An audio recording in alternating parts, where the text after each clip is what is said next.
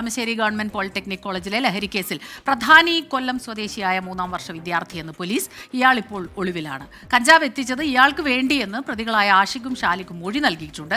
അതിനിടെ ഇന്ന് അറസ്റ്റിലായ പ്രതിക്ക് KSU ബന്ധം ആരോപിച്ച് SFI മുൻ സംസ്ഥാന സെക്രട്ടറി PM ആർഷോ രംഗത്തെത്തിയിട്ടുണ്ട്. വിഷ്ണു സുരേഷാണ് ചേരുന്നത് കൊച്ചിയിൽ നിന്ന് വിവരങ്ങളുമായി. വിഷ്ണു, ഇതിന്റെ കൂടുതൽ വിവരങ്ങൾ പുറത്തു വരുന്നു. ആരെല്ലാം ഇതിൽ ഉൾപ്പെട്ടിട്ടുണ്ടെങ്കിലും അവരെയൊക്കെ പിടിക്കേണ്ട ഒരു ആവശ്യമുണ്ട്. പക്ഷെ അതിനിടയിൽ ഈ രാഷ്ട്രീയ ഇടപെടലുകളും പ്രത്യാരോപണങ്ങളും വരുന്നത് വലിയ സങ്കടകരമാണ്.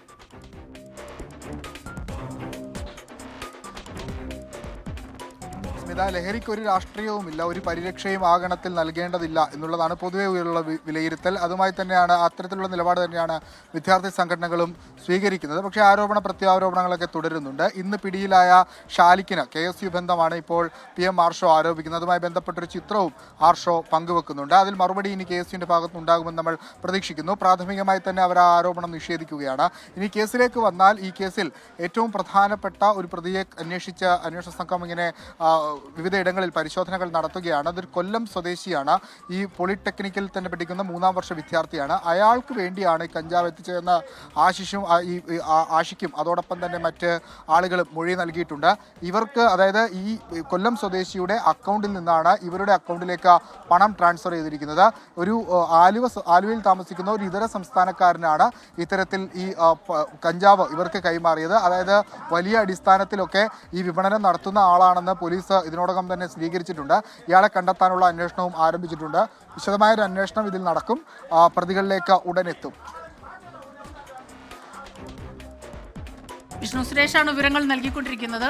അപ്പോൾ നേരത്തെ പ്രിൻസിപ്പൽ പറയുകയുണ്ടായി, ഇപ്പം നേരത്തെ പ്രവിത പറയുകയായിരുന്നു, ആദ്യം പ്രിൻസിപ്പൽ പറഞ്ഞിട്ടാണ് പരിശോധന നടത്തിയത്, അദ്ദേഹം അറിയിച്ചതിനെ തുടർന്നാണ് എന്ന് പറയുന്നു. പക്ഷെ വീണ്ടും ഇതുപോലെയൊക്കെ പിടിക്കാറുണ്ട്, ഇതുപോലെയുള്ള ഉപയോഗമൊക്കെ ഉണ്ട് എന്ന്, അതൊരു പരസ്യമായ രഹസ്യമാണ് എന്നുള്ള രീതിയിലുള്ള പ്രതികരണം വരുന്നു. ആർഷോയുടെ അതെ, ഇതുമായി ബന്ധപ്പെട്ട് പറയുകയാണെങ്കിൽ SFI മുൻ സംസ്ഥാന സെക്രട്ടറി PM ആർഷോ ഒരു ആരോപണവുമായി രംഗത്ത് വരികയാണ്. ഇന്ന് അറസ്റ്റിലായ പ്രതിക്ക് KSU ബന്ധം ആരോപിച്ചാണ് SFI മുൻ സംസ്ഥാന സെക്രട്ടറി രംഗത്ത് വരുന്നത്. വിഷ്ണു സുരേഷ് ഒരിക്കൽ കൂടി കൊച്ചിയിൽ നിന്ന് ചേരുകയാണ്. വിഷ്ണു, ആർഷോയുടെ ആരോപണത്തിൽ എന്തെങ്കിലും സത്യമുണ്ടോ? അതേക്കുറിച്ച് വിഷ്ണു അന്വേഷിച്ചിരുന്നോ?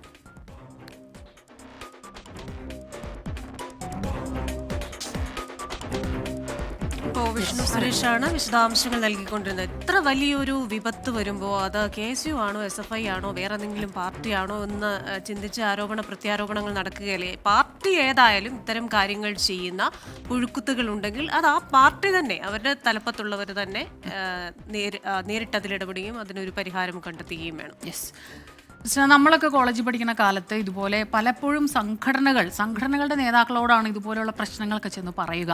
അവർ എന്തെങ്കിലും തരത്തിലൊരു ത്രട്ടോ അല്ലെങ്കിൽ ഒരു ഭീഷണിയോ ഒക്കെ ഉണ്ടെങ്കിൽ അവരാണ് ഇതിൽ നിന്നൊക്കെ മറ്റു പിള്ളേരെയൊക്കെ, വിദ്യാർത്ഥികളെയൊക്കെ രക്ഷിച്ചൊക്കെ കൊണ്ടുപോവുക. പക്ഷേ ഇന്നിപ്പോൾ അത് മാറിയിരിക്കുന്നോ എന്നുള്ളൊരു ചോദ്യവും വരുന്നുണ്ട് അല്ലേ. തീർച്ചയായിട്ടും സംഘടനകളൊക്കെ വളരെയധികം ശ്രദ്ധിക്കണം ഈ കാര്യത്തിൽ.